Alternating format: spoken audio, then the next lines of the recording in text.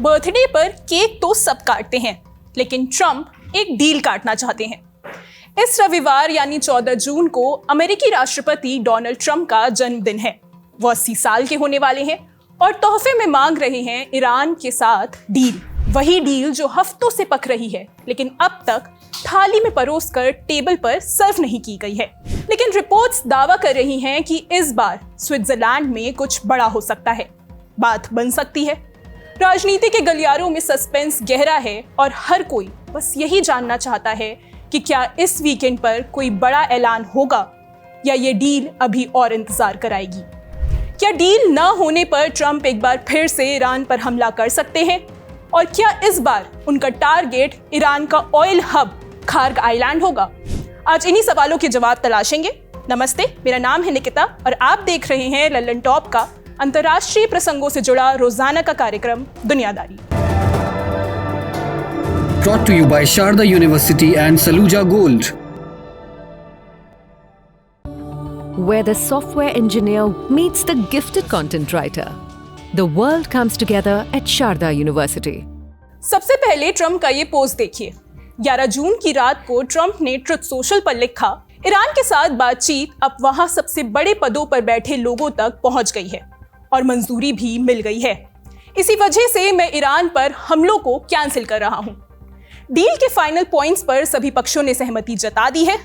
इनमें America, Israel, Saudi अरब, UAE, Qatar, तुर्की, Pakistan, Bahrain, Kuwait, Jordan और मिस्र शामिल हैं। डील फाइनल होने तक स्ट्रेट ऑफ हॉर्मुज में नेवल ब्लॉकेड लगा रहेगा।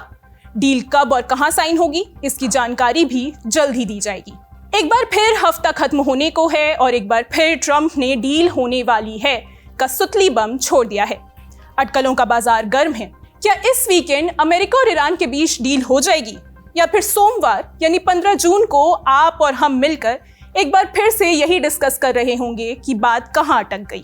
अमेरिकी मीडिया CNN की माने तो इस वीकेंड डील की उम्मीद ज्यादा है। CNN ने एक रिपोर्ट में सूत्रों के हवालों से बताया है कि अमेरिका और ईरान के बीच एक मेमो पर सहमति बन गई है। इसे इस्लामाबाद डिक्लेरेशन कहा जा रहा है, क्योंकि दोनों देशों के बीच में मध्यस्थता पाकिस्तान करा रहा है। दोनों देशों के बीच इस रविवार यानी 14 जून को स्विट्जरलैंड के जेनेवा में साइनिंग सेरेमनी हो सकती है। अमेरिका की तरफ से उपराष्ट्रपति JD वैंस ये दस्तखत करेंगे। ट्रंप सेरेमनी में मौजूद नहीं रहेंगे, क्योंकि इसी दिन उनका 80वां जन्मदिन भी है, जिसके लिए व्हाइट हाउस में कई इवेंट्स होने वाले हैं। पाकिस्तान के विदेश मंत्रालय ने भी 12 जून को कहा कि अमेरिका और ईरान के बीच डील पर प्रोग्रेस हो गई है, लेकिन रिपोर्ट से इतर ईरान ने अब तक डील की बात पर हामी नहीं भरी है। ईरान के विदेश मंत्रालय के प्रवक्ता इस्माइल बघई ने कहा है कि अमेरिका के साथ डील की बातें सिर्फ अटकलें हैं। ईरान ने अभी आखिरी फैसला नहीं लिया है। फिर भी अगर 14 जून को MOU साइन होता है तो भी ये अमेरिका और ईरान के बीच फाइनल डील नहीं होगी। MOU पर साइन होने के बाद दोनों देशों को अगले 60 दिन के अंदर सभी मुद्दों पर बातचीत कर हल निकालना होगा। इसके बाद फाइनल डील साइन हो सकेगी। अब इस MOU में क्या शर्तें रखी गई हैं, ये भी जान लेते हैं। MOU साइन होते ही ईरान समेत हर मोर्चे पर 60 दिन के लिए सीजफायर लागू हो जाएगा। स्ट्रेट ऑफ हॉर्मुज पूरी तरह खुल जाएगा। ईरान यहां से गुजरने वाले जहाजों से कोई टैक्स नहीं वसूलेगा। अगले 30 दिन के अंदर हॉर्मुज में ट्रैफिक जंग से पहले वाले स्तर पर लौटेगा। अमेरिका ईरान के तट पर नाकाबंदी हटाएगा और उस पर लगी पाबंदियों में ढील देगा। न्यूक्लियर मुद्दे पर ईरान अमेरिका की शर्तें मानेगा।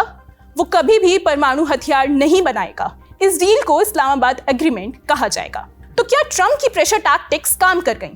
अमेरिका ने इस हफ्ते की शुरुआत से ही ईरान पर बमबारी जारी रखी है। 8 जून को ट्रंप ने ईरान पर US मिलिट्री के अपाचे हेलीकॉप्टर गिराने के बदले हमला किया था। इसके बाद 9 और 10 जून को अमेरिका ने ईरान में कई जगहों पर बमबारी की। ईरान ने बदले में मिडिल ईस्ट में अमेरिकी ठिकानों पर मिसाइलें और ड्रोन गिराए। फिर 11 जून को ट्रंप ने एक और धमकी दे दी। कहा, अमेरिका आज रात ईरान पर बहुत बड़ा हमला करने वाला है। हम जल्द ही ईरान के खार्ग आइलैंड और उसके बाकी तेल ठिकानों पर कब्जा कर लेंगे। जैसा हमने वेनेजुएला में किया था, वैसा ही ईरान में भी होगा। वेनेजुएला में अब सब कुछ उनके और हमारे दोनों के लिए बढ़िया है। ट्रंप का पोस्ट आते ही खलबली मच गई। हर जगह सिर्फ यही सवाल था कि क्या अमेरिका और ईरान के बीच जंग फिर शुरू हो रही है? क्या ट्रंप इस बार खार्ग पर कब्जे के लिए सेना जमीन पर उतारेंगे? क्या दुनिया पर तेल संकट और गहराने वाला है? कुछ ही समय बाद ट्रंप ने खुद ही इसका जवाब भी दे दिया। अमेरिकी मीडिया फॉक्स न्यूज को दिए एक बयान में उन्होंने कहा, हम अब भी ईरान से बातचीत कर रहे हैं। मैं तो यही चाहता हूं कि सीधे उनके खार्ग आइलैंड पर कब्जा कर लिया जाए। हमें इससे काफी फायदा भी होगा, लेकिन मुझे नहीं लगता कि अमेरिका इसके लिए अभी तैयार है। वो यही चाहते हैं कि अब सब घर लौट आए, लेकिन हमने ऐसा वेनेजुएला में किया था और हम काफी सफल भी रहे। हमने वहां से लाखों करोड़ों बैरल तेल निकाला। ईरान में भी ऐसा ही करना चाहिए, लेकिन अमेरिका फिलहाल तैयार नहीं है। यानी भले ही ट्रंप ने खार्ग पर कब्जे की बात कह दी थी, लेकिन वो खुद भी जानते थे कि अमेरिका की जनता ऐसे किसी भी ऑपरेशन के लिए राजी नहीं होगी जिसमें वहां के सैनिकों को कोई बड़ा खतरा हो। कुछ घंटों में ये बात साबित भी हो गई। 11 जून की रात ट्रंप ने एक और पोस्ट करके हमला कैंसिल करने का ऐलान कर दिया। उन्होंने कहा कि अमेरिका ने ईरान के खिलाफ जंग खत्म कर दी है। दोनों पक्षों के बीच एक मेमोरेंडम ऑफ अंडरस्टैंडिंग यानी MOU पर सहमति बन गई है। उन्होंने इस पर खाड़ी देशों के कई नेताओं और इजराइल के प्रधानमंत्री बेंजामिन नेतन्याहू से भी बात कर ली है। ट्रंप ने दावा किया कि अमेरिका के हमलों ने ईरान को डील करने पर मजबूर कर दिया। भारत का सबसे भरोसेमंद Saluja gold TMT bar. Saluja gold TMT। अब सही पकड़े हो कॉन्ट्रैक्टर बाबू, मजबूती सब कुछ है।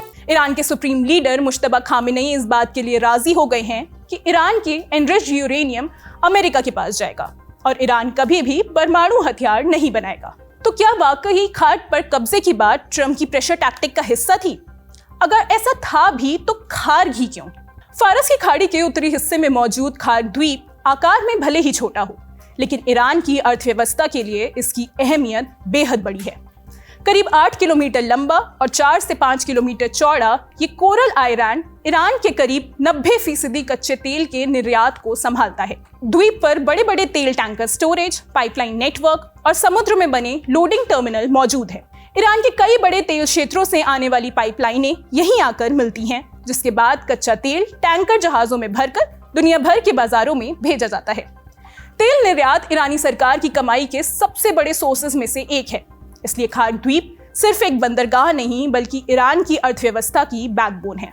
इसकी सबसे बड़ी खासियत ये है कि ईरान के पास इसका कोई विकल्प मौजूद नहीं है। वजह है इसका भूगोल। ईरान के ज्यादातर समुद्री तट इतने उथले हैं कि बड़े तेल टैंकर वहां आसानी से नहीं लग सकते, जबकि खार्ग द्वीप के आसपास गहरे पानी वाले बंदरगाह मौजूद है जो बड़े तेल जहाजों को लोड करने के लिए सुविधा देते हैं। यही कारण है कि खार्ग द्वीप को इर्रिप्लेसेबल कहा जाता है, यानी एक बड़ा वार ईरान के सबसे अहम कमाई के जरिए को ब्लॉक कर सकता है। लेकिन यही बड़ा वार करना अमेरिका के लिए भी इतना आसान नहीं होगा। एक्सपर्ट्स की माने तो अमेरिकी सेना खार्ग द्वीप पर तेजी से कब्जा कर सकती है, लेकिन इसका मतलब ये बिल्कुल नहीं होगा कि युद्ध भी उतनी ही जल्दी खत्म हो जाएगा। असल समस्या कब्जा करने की नहीं बल्कि उसे बनाए रखने की है। द्वीप पर तैनात अमेरिकी सैनिक लगातार ईरानी मिसाइलों, ड्रोन हमलों और first person view FPV drone के निशाने पर रहेंगे। ये वही छोटे, सस्ते लेकिन बेहद घातक ड्रोन हैं जिनका यूक्रेन युद्ध में लाखों की संख्या में इस्तेमाल हो चुका है। इनमें कैमरे लगे होते हैं और ऑपरेटर उन्हें सीधे लक्ष्य तक लाकर टारगेट के साथ टकरा सकते हैं। इससे धमाका बड़ा होता है और हमला सटीक होता है। अमेरिकी सेंट्रल कमांड सेंटकॉम के पूर्व प्रमुख जनरल जोसेफ वोटेल ने मार्च में कहा था कि खार्ग द्वीप को कंट्रोल करने के लिए शायद केवल 800 से 1000 सैनिकों की जरूरत होगी, लेकिन असली चुनौती उन सैनिकों तक लगातार ईंधन, गोला बारूद, खाना और दूसरा जरूरी सामान पहुंचाने की होगी। यानी सिर्फ द्वीप की सुरक्षा नहीं बल्कि उसे सप्लाई देने वाले जहाजों, हेलीकॉप्टरों और लॉजिस्टिक नेटवर्क्स की सुरक्षा भी करनी पड़ेगी। वोटेल के मुताबिक ऐसी स्थिति में अमेरिकी सैनिक बेहद असुरक्षित होंगे और उन्हें लगातार हमलों का खतरा बना रहेगा। ट्रंप भी शायद ये बात कहीं ना कहीं जानते हैं। उनके सलाहकारों ने उन्हें इन खतरों के बारे में बताया होगा, तभी खार्ग पर हमले की तमाम धमकियों के बावजूद वो पीस टॉक्स पर लौट आते हैं। तो क्या मान लिया जाए कि इस बार आखिरकार डील हो जाएगी?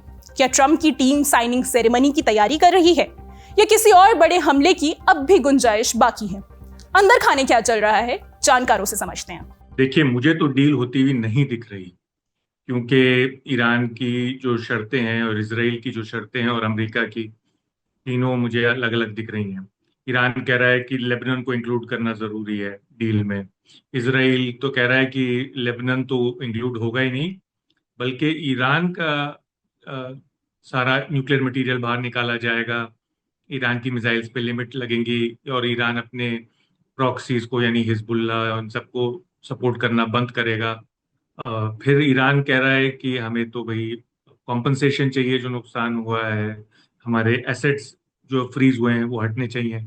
और ईरान कह रहा है कि उसके बावजूद हम हॉर्मुज पे से अपना कंट्रोल नहीं छोड़ेंगे। आज ही खबर आई है इरना की, ईरानियन न्यूज एजेंसी जो है, और वो ये भी कह रही है कि लेबनान भी टाइड होगा डील में। ट्रम्प साहब के अलग ऑब्जेक्टिव्स हैं, वो कभी कहते हैं कि न्यूक्लियर के लिए अलग से एक 60-डे विंडो मिलेगा नेगोशिएट करने के लिए, कभी वो कहते हैं कि फौरन हॉर्मुज साफ हो जाएगा, फिर हम भी अपना ब्लॉकेड हटा देंगे अगर हॉर्मुज हट जाएगा। और वो कह रहे हैं कि मैं तो नहीं दूंगा ईरान को वो बदले में एसेट्स का जो फ्रीज हुए हैं उनका डी फ्रीज, या मैं सैंक्शंस नहीं हटाऊंगा। ईरान इंसिस्ट कर रहा है नहीं सैंक्शंस भी हटे। अभी मुझे तो लग नहीं रहा कि होगा तो संडे तक, तो पर कुछ कह नहीं सकते। हो सकता है कोई डील स्ट्राइक हो जाए, पर वो डील स्ट्राइक हो जाए और इजराइल भी उसकी रिस्पेक्ट करेगा या नहीं, या ट्रम्प इजराइल पे उतना प्रेशर बना पाएंगे, समझ में नहीं आ रहा। लग नहीं रहा कि संडे बहुत पास लग रहा है। ट्रम्प फ्रस्ट्रेटेड तो बहुत है। वो हमें इस तरह से पता चलता है कि जो पिछला अटैक किया उन्होंने ईरान के वाटर इंफ्रास्ट्रक्चर पे, कुछ एक शहर के और गांव के इंफ्रास्ट्रक्चर पे, वाटर इंफ्रास्ट्रक्चर को अटैक करना एक वॉर क्राइम है। तो जरूर उनको जो नेवी के और आर्म फोर्सेस के लॉयर्स हैं, जिसे जैक कहा जाता है, जज एडवोकेट जनरल्स, उन्होंने कहा होगा कि देखिए ये गलत है, ये वॉर क्राइम है, फिर भी हेक्सेथ और ट्रम्प नहीं माने। इसका मतलब है वो बहुत फ्रस्ट्रेटेड है। वो सिग्नल देना चाहते हैं ईरान को कि हम तुम्हारा वाइटल इंफ्रास्ट्रक्चर अब डैमेज कर देंगे। तो ये मुमकिन है कि कुछ और इस तरह का डैमेज करें वो गुस्से में आके। हर आइलैंड को डैमेज करें या ऑक्यूपाई करें मुश्किल लग रहा है, क्योंकि ग्राउंड ट्रूप्स लाएंगे तो कैजुअलिटी होगी, ट्रम्प को और दिक्कत होगी। ट्रम्प तो चाह रहे हैं जल्दी से जल्दी सेटल हो जाए इशू, क्योंकि मिड टर्म पे ना असर पड़े इलेक्शंस पे। तो वो चाह रहे हैं कि जुलाई से पहले पहले हो जाए, क्योंकि मिड टर्म्स जो है November 7 को। तो ये कि वो रिस्क करेंगे अपने ग्राउंड ट्रूप्स, मुश्किल लग रहा है। और बॉम्ब करेंगे घर, वो भी मुश्किल लग रहा है, क्योंकि फिर ऑयल की कीमत ऊपर चली जाएगी और फिर ईरान भी रिस्पॉन्ड करेगा GCC कंट्रीज के ऑयल इंफ्रास्ट्रक्चर पे। तो ऑयल की कीमत ऊपर चली जाएगी, महंगाई से वो बचना चाह रहे हैं बहुत ज्यादा। ट्रम्प की ऑलरेडी महंगाई इंक्रीज हो रही है अमेरिका में। तो मुश्किल लग रहा है कि वो घर को इशू बनाएंगे या घर पे करेंगे, पर और इंफ्रास्ट्रक्चर पे कर सकते हैं। ईरान के फ्रस्ट्रेशन में अटैक कर सकते हैं, मुमकिन है। यस। बड़ी खबर यहीं तक, अब सुर्खियों की बारी। साउथ कोरिया के पूर्व राष्ट्रपति युन सुक येओल को 30 साल की सजा सुनाई गई है। युन सुक पहले से ही देश में जबरदस्ती मार्शल लॉ लगाने के जुल्म में आजीवन कारावास की सजा काट रहे हैं। अब राजधानी सियोल के एक डिस्ट्रिक्ट कोर्ट ने उन्हें नॉर्थ कोरिया में जानबूझकर ड्रोन भेजने का दोषी पाया है।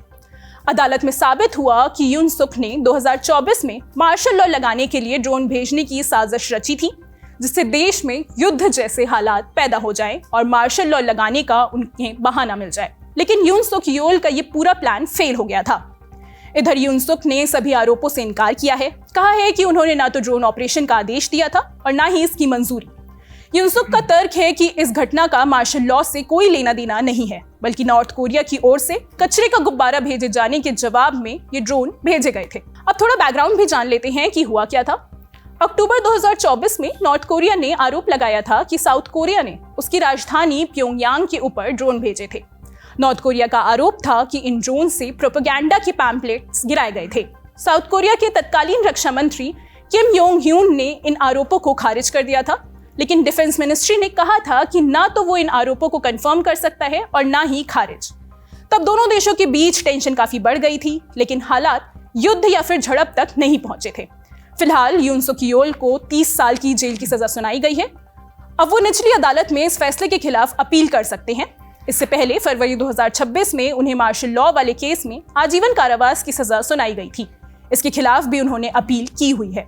अगली खबर, ये लगने ही लगा था कि यूके के प्रधानमंत्री कीर स्टारमर की कुर्सी पर से फिलहाल के लिए खतरा टल गया है कि तभी उनके सामने नई मुसीबत खड़ी हो गई। अब यूके के डिफेंस सेक्रेटरी जॉन हेली और आर्म्ड फोर्सेस के मिनिस्टर अलकांस ने अपने पदों से इस्तीफा दे दिया है। दोनों ने आरोप लगाया है कि देश की डिफेंस के लिए फंडिंग पर्याप्त नहीं है। अलकांस ने कहा कि सरकार का डिफेंस इन्वेस्टमेंट प्लान ना तो कोई बदलाव लाने वाला है और ना ही इसके लिए फंडिंग है।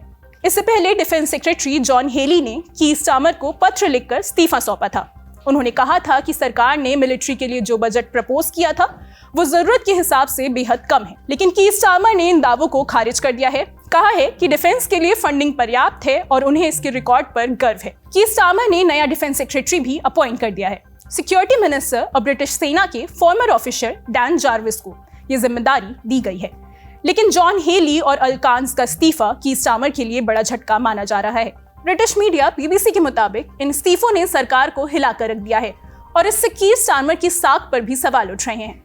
यहाँ पर यह जानना भी जरूरी है कि कीर स्टारमर की कुर्सी पर काफी समय से खतरा मंडरा रहा है। कुछ ही हफ्तों पहले यूके के स्वास्थ्य मंत्री वेस्ट स्ट्रीटिंग और सरकार के कुछ जूनियर मिनिस्टर्स ने स्टारमर के विरोध करते हुए इस्तीफा देने की बात कही थी। खबरें थी कि स्ट्रीटिंग औपचारिक रूप से स्टारमर के पद को चुनौती देने वाले हैं। अब देखने वाली बात होगी कि स्टारमर इन चुनौतियों का सामना कैसे करते हैं और क्या वो अपनी कुर्सी बचा पाते हैं या नहीं। आज का दुनियादारी यहीं समाप्त होता है। अपना और अपनों का ख्याल रखिए। देखते रहिए द ललन टॉक। शुक्रिया, शुभ रात्रि।